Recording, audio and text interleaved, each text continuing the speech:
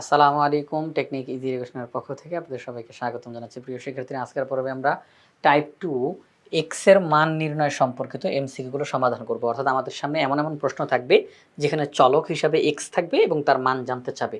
তো আমরা এই এমসিকিউ গুলো সমাধান করব এখন ধারাবাহিকভাবে। সবার প্রথমে 17 নম্বর যে প্রশ্নটা এখানে বলা হলো এফ অফ এক্স, অর্থাৎ এক্স চলকের একটা ফাংশন বা একটা বহুপদী, সেটা হলো x square minus 5x plus 6। আবার বলা হলো F of x equal to 0। খেয়াল করে দেখেন, F of x equal to x square minus 5x plus 6, F of x equal to 0। তাহলে আমরা বলতে পারি না F of x equal to F of x, একই জিনিস, সমান সমান। তাহলে এই এফ অফ এক্স দ্বারা এটাকে লিখবো, এই এফ অফ এক্স দ্বারা 0কে লিখবো। তার মানে সহজ কথায় এটার পাশে আমরা 0 বসাই দিব। X square minus 5x plus 6 equal to 0।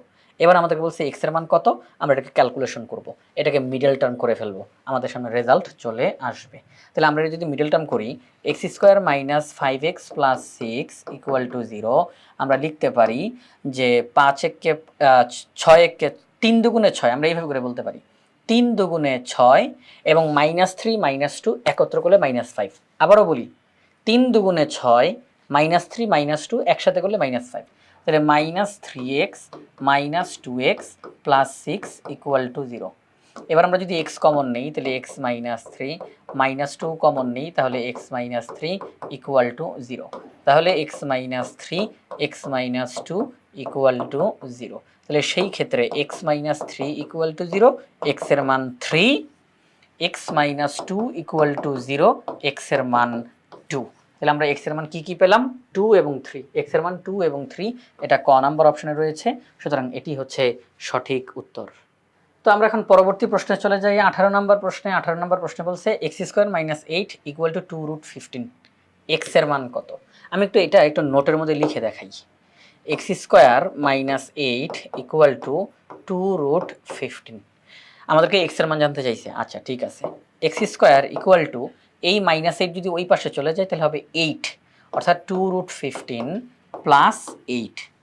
আমরা যদি এই 8কে ভেঙে লিখি 5 এবং 3 লেখা যায় কি না, 5 এবং 3 লেখা যায়, প্লাস 2√15। আচ্ছা, তাহলে আমরা এই 8কে ভাঙলাম, আর কোনো কিছু না, 8কে ভাঙলাম 5 এবং 3 দ্বারা। 3 আর 5 যোগ করলে 8 হয়। মনে হতে প্রশ্ন আসতে পারে, স্যার 8কে তো বিভিন্ন রকম ভাগে ভাঙা যায়, যেমন 2 আর 6 যোগ করলে 8 হয়, 4 আর 4 যোগ করলে 8 হয়। তো আপনি এখানের মধ্যে 5 আর 3 দিয়েই কেন করলেন, অন্যগুলোকে দিয়ে কেন করলেন না? সেটা আমি কত দিয়ে ভাঙবো এটা আমাকে ইঙ্গিত দিবে এই রুটের ভিতরের সংখ্যাটা। আমি এই সংখ্যাকে কত দিয়ে ভাঙবো সেটা আমাকে ইঙ্গিত দিচ্ছে রুটের ভিতরের এই সংখ্যাটা। আমি আমার মন মতো সংখ্যা নেই নাই, রুটের ভিতরে দেখেন 15 আছে। এই যে রুটের ভিতরে 15 আছে, আমরা কিন্তু লিখতে পারি 3 5 15, লেখা যায় কিনা, তাহলে এই যে 15কে আমরা লিখলাম 3 5 15, 3 5 15। তাহলে এই যে 3 আর এই যে 5, এই যে আমি দুইটা সংখ্যা পেলাম, এদেরকেই এখানে আমি ব্যবহার করব। একটু পরে আরো ক্লিয়ার হয়ে যাবেন ইনশাআল্লাহ। তাহলে 8কে ভেঙে লিখলাম। এবার পরবর্তী লাইনে চলে যাই। এক্স স্কোয়ার ইকুয়াল টু 5কে লেখা যায় √5 হোল স্কোয়ার, 3কে লেখা যায় √3 হোল স্কোয়ার। এতে মান পরিবর্তন হয় না। আমি যদি এখন মাঝখানে লিখি 2 ইন্টু √5 ইন্টু √3, দেখেন তো এটা একটা সূত্রতে দাঁড়ায় গেছে কিনা, আমি যদি √5কে মনে মনে a বলি আর √3কে মনে মনে b বলি, তাহলে a square plus 2ab plus b square, আবার a square plus 2ab plus b square, সব কিছু কিন্তু ঠিক আছে। দেখেন √5 √3 গুণ করলে কিন্তু √15ই হয়। তার মানে আগের লাইন আর এই লাইনের সব মান ঠিক আছে, মানের কোনো পরিবর্তন হয় নাই, কিন্তু একটা সূত্র হয়ে গেছে। a square plus 2ab plus b square, এটা কিসের সূত্র? a প্লাস b হোল স্কোয়ারের সূত্র, a প্লাস b হোল স্কোয়ারের সূত্র। ওকে, আমরা এখন যেই কাজটা করতে পারি, দুই দিক থেকে স্কোয়ার বাদ, তাহলে x এর মান হচ্ছে √5 প্লাস √3, x এর মান হচ্ছে √5 প্লাস √3। তাহলে √5 প্লাস √3 এখানে গ নাম্বার অপশনে রয়েছে, তাহলে এটি হচ্ছে সঠিক উত্তর। 19 নম্বর প্রশ্ন, x ইকুয়াল টু √2x - 1। প্রিয় শিক্ষার্থীরা, এটাকে আপনি লিখে ভেঙে অনেক কিছু করে প্রকাশ করতে পারেন, তবে তার চেয়ে সহজ আপনি যদি অপশনকে ব্যবহার করে ফেলেন, অর্থাৎ অপশন টেস্ট। কি অপশন টেস্ট? ওটি, হ্যাঁ ঠিক আছে। অর্থাৎ অপশন দিয়ে আপনি টেস্ট করে দেখেন তো ঠিকঠাক থাকে কিনা। আপনি যদি x এর মান 2 বসান, এই যে x এর মান 2, তাহলে এখানেও x এর মান 2 বসান, তাহলে 2 দুগুণে 4, 4 থেকে 1 বিয়োগ করলে হয় 3, তাহলে √3, তাহলে 2 ইকুয়াল টু √3, এটা কি ঠিক? না, এটা ঠিক না।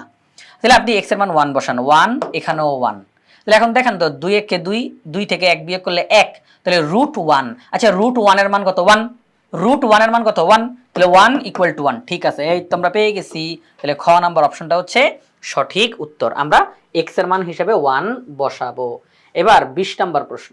20 নম্বর প্রশ্নে বলছে x plus 3x minus 3 equal to 16। প্রিয় শিক্ষার্থীরা, x প্লাস 3x মাইনাস 3 এটা কিসের সূত্র? x square minus 3 square, a square minus b square, a plus b a minus b। তাহলে x প্লাস 3x মাইনাস 3 কিসের সূত্র? x square minus 3 square equal to 16। x square, এই যে minus 3 square, আমাকে একটু বলেন তো 3 স্কোয়ার মানে কত? 9। 3 স্কোয়ার মানে কত? 9। তাহলে মাইনাস 9 ওই সাইডে গেলে কি হবে? প্লাস 9। মাইনাস 9 ওই সাইডে গেলে হবে প্লাস 9। তাহলে x স্কোয়ার ইকুয়াল টু 25। এই যে স্কোয়ারটা, এটা যখন ওই সাইডে চলে যাবে প্লাস মাইনাস √25, এই স্কোয়ারটা যখন ওই পাশে চলে যাবে প্লাস মাইনাস √25। তাহলে x equal two plus minus 5। আপনি যদি 25কে রুট করেন তাহলে 5 আসে। তাহলে x এর মান কত? Plus minus 5। x এর মান কত? Plus minus 5। তাহলে এই যে x এর মান প্লাস মাইনাস 5, তাহলে ক নাম্বার অপশনটা হচ্ছে সঠিক উত্তর। এবার 21 নম্বর প্রশ্নে চলে যাই। x plus 4 x minus 5 equal to 9। আপনারা কি দেখতেছেন? ঠিক আগের অঙ্কটার মতোই এটা। তাহলে এটা আমরা বলতে পারি x square minus 4 square equal to 9। তাহলে x square equal to 9 plus 4 4 16। তাহলে আমরা লিখলাম, মাইনাসটা ওই সাইডে গিয়ে প্লাস হইলো। তাহলে x square equal to 25, x আর কি লেখার দরকার আছে? তাহলে প্লাস মাইনাস 5, কত? Plus minus 5।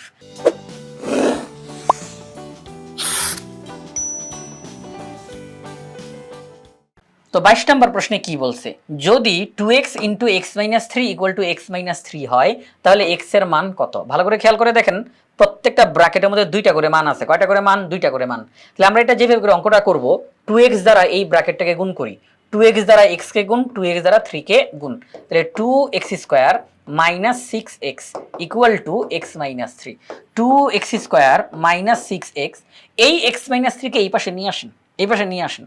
তাহলে minus x plus 3 equal to 0। তাহলে 2x square minus 7x plus 3 equal to 0। এবার আমরা এখানে মধ্যে মিডল টার্ম করতে পারি। কি করতে পারি প্রিয় শিক্ষার্থীরা? মিডল টার্ম করতে পারি। 2 আর 3 গুণ করলে হয় 6, 3 দুগুণে 6। আচ্ছা, আর মাঝখানে কত? মাইনাস 7, মাঝখানে কত? মাইনাস 7।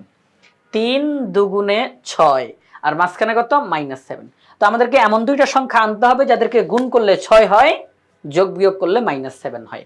আমরা বলতে পারি minus 6 into minus 1, minus 6 into minus 1। তাহলে গুণ করলে কিন্তু 6 হয়। মাইনাস 6 ইন্টু মাইনাস 1 গুণ করলে কিন্তু 6 হয়, তাই না? আচ্ছা, আবার মাইনাস 6 মাইনাস 1 একত্র করলে মাইনাস 7 হয়। মাইনাস 6 মাইনাস 1 একত্র করলে মাইনাস 7 হয়। তাহলে আমরা দুইটা সংখ্যা পাইলাম, মাইনাস 6 মাইনাস 1। এখানে বসাবো 2x square minus 6x minus x plus 3 equal to 0। তাহলে আমরা যদি এক্স কম, এই যে 2x কমন নেওয়া যায়, 2x কমন নেওয়া যায়, 2 এবং 6, তাহলে 2 কমন নেওয়া যায়, x x, তাহলে x কমন নেওয়া যায়। তাহলে 2x কমন নিলাম, 2x দিয়ে এটাকে ভাগ করলে x, মাইনাস 2x দিয়ে এটাকে ভাগ করলে 3, মাইনাস 1। এখানে মধ্যে হবে মাইনাসে মাইনাসে প্লাস, তাহলে x প্লাসে মাইনাসে মাইনাস, তাহলে 3 ইকুয়াল টু 0। তাহলে আমাদের সামনে কি দাঁড়াইলো? 2x মাইনাস 1 এবং x minus 3 equal to 0। 2x minus 1 এবং x মাইনাস 3 ইকুয়াল টু 0। তাহলে সেই ক্ষেত্রে আমরা বলতে পারি এই যে 2x মাইনাস 1 এবং x মাইনাস 3 ইকুয়াল টু 0 আসলো, এদের প্রত্যেককে আলাদা আলাদা করে বসাই। 2x minus 1 equal to 0, 2x equal to 1, x এর মান হাফ, আবার x এর মান হচ্ছে 3। তাহলে x এর মান হাফ, x এর মান 3, x এর মান হাফ, x এর মান 3, x এর মান হাফ, x এর মান 3। এটা ক নাম্বার অপশনে রয়েছে। 23 নাম্বার প্রশ্নে চলে যাব। একই সিস্টেমে অঙ্কটা করব, একই সিস্টেমে। 3 দিয়ে গুণ করেন, 2 দিয়ে গুণ করেন, 3 পাঁচা 15, x মাইনাস 3 3 9, 2x প্লাস 4। এক পাশে আনেন, সবাইকে এক পাশে আনেন। তাহলে আমরা বলতে পারি 15x minus 9 minus 2x minus 4 equal to 0। তাহলে 15টা x থেকে 2টা x গেলে থেকে 13টা x minus 9 minus 4 minus 13 equal to 0। 13x equal to 13, x equal to 13 by 13। তাহলে আলটিমেটলি x এর মান দাঁড়ায় 1। এক্স এর মান কত দাঁড়ায় 1, এক্স এর মান হচ্ছে 1, তাহলে 1 ঘ নাম্বার অপশনে রয়েছে। 24 নম্বর প্রশ্নের দিকে তাকাই। 24 নম্বর প্রশ্নে বলছে x minus a minus b into 1/a plus 1/b equal to 0, x এর মান কোনটি? প্রিয় শিক্ষার্থীরা, এখানে একটা জিনিস লক্ষণীয়, চলকটা আছে কোথায়? যেহেতু এক্স এর মান জানতে চায়, তার মানে এক্স হচ্ছে চলক, এক্স হচ্ছে চলক, তো চলকটা আছে এই ব্র্যাকেটের মধ্যে, চলক কিন্তু এই ব্র্যাকেটের মধ্যে নাই। তো মনে রাখতে হবে, যেই ব্র্যাকেটের মধ্যে চলক নাই সেই রাশি সমান 0 লেখা যায় না, খেয়াল রাখতে হবে। যে রাশির মধ্যে চলক নাই সেই রাশি সমান 0 এটা লেখা যায় না। তাহলে আমরা বলবো এই রাশিটার মান 0 না, এই রাশিটার মান 0 না। তবে এখানে যেহেতু চলক আছে, তাহলে এই রাশিটার মান 0, এই রাশিটার মান 0। এই রাশিতে যেহেতু চলক নাই, তাহলে এটার মান 0 না। তবে এই রাশিতে যেহেতু চলক আছে, তাহলে এটার মান 0 হতে পারে, এটার মান 0 হতে পারে। তাহলে এইটার মান যদি 0 হয়, খেয়াল করেন সবাই, x minus a minus b এটার মান যদি 0 হয়, তার সাথে একটা গুণ চিহ্ন 1/a প্লাস 1/b, এই রাশিটার মান 0 না, অন্য কোনো কিছু, এই রাশিটার মান অন্য কোনো কিছু, আমি জানি না, তবে 0 না, অন্য কোনো কিছু। কিন্তু আপনারা বলেন এই রাশির মান অন্য যা মন চায় তা কিছু হোক না কেন, 0-র সাথে যখন আমি গুণ করতেছি, এটার মান যা খুশি তা হোক না কেন, 0-র সাথে যখন আমি গুণ করতেছি, তখন পুরাটার মান কি হয়ে যাবে? 0 হয়ে যাবে কিনা? এই জন্যই তো এই পাশে 0 লেখা আছে, যে এটার মান 0 না হোক, এটার মান তো 0 হইতে পারে। তাহলে এটার মান যদি 0 হয়, সেটা দিয়ে যদি এটাকে গুণ করি, আলটিমেটলি আমি একটা 0ই পাবো, ঠিক না? Okay fine. তো এটার মান 0 না, ঠিক আছে, এটার মান 0 না, তবে এটার মান 0 বলা যাবে। x যেহেতু এই পাশে 0 আছে, যেহেতু এই পাশে 0 আছে, x minus a minus b equal to 0, তাহলে x equal two a plus b, মাইনাসে ওই সাইডে চলে গেল, মাইনাস b ওই সাইডে চলে গেল, তাহলে x এর মান কত দাঁড়ায়? a প্লাস b, x এর মান কত দাঁড়ায়? a প্লাস b, এটা ক নাম্বার অপশনে রয়েছে। আমরা এখন 25 নম্বর প্রশ্নে চলে যাই। 25 নম্বর প্রশ্নে বলছে x plus a equal to 10, এই সমীকরণে x কে কি বলা হয়? এই সমীকরণে x কে বলা হবে চলক। কি বলা হবে? চলক। কারণ সাধারণত x y z এদেরকেই চলক হিসেবে বলা হয়। যদি কোনো একটা সমীকরণের মধ্যে একাধিক ইংরেজি অক্ষর দেখতে পাই, তখন সাধারণত x কে y কে z কে এদেরকে চলক হিসেবে গণ্য করা হয়। তাহলে x plus a equal to 10, তাহলে x হচ্ছে এখানের মধ্যে চলক। x চলকের জন্য 4x cube minus 5x minus 2 plus a equal to 0, এই সমীকরণের ধ্রুবপদ কোনটা? ধ্রুবপদ কাকে বলে? ধ্রুবপদ বলা হয় একটা সমীকরণের মধ্যে চলক ব্যতীত, মানে চলক বর্জিত যেই পদ, চলক বর্জিত যেই পদ, চলক বর্জিত যেই পদ তাকে বলা হয় ধ্রুবপদ। চলক বর্জিত, চলক মুক্ত, চলক বর্জিত, চলক মুক্ত, মানে চলক নাই, যেই পদে তাকায় আমি সরাসরি দেখব চলককে দেখা যাচ্ছে না, সেই পদটাকে বলা হবে ধ্রুবপদ। দেখেন এখানে চলক দেখা যাচ্ছে, এখানে চলক দেখা যাচ্ছে, কিন্তু এখানেও চলক দেখা যাচ্ছে না, এখানেও চলক দেখা যাচ্ছে না, তাহলে এই অংশটুকু হচ্ছে ধ্রুবপদ। আমি আবারও বলতেছি, এখানে চলক দেখা যাচ্ছে, এখানে চলক দেখা যাচ্ছে, কিন্তু এখানে এবং এখানে চলক দেখা যাচ্ছে না, তার মানে এরা হচ্ছে চলক বর্জিত বা চলক মুক্ত পদ, সুতরাং এরাই হচ্ছে ধ্রুবপদ। তাহলে -2 প্লাস a এটা হচ্ছে ধ্রুবপদ।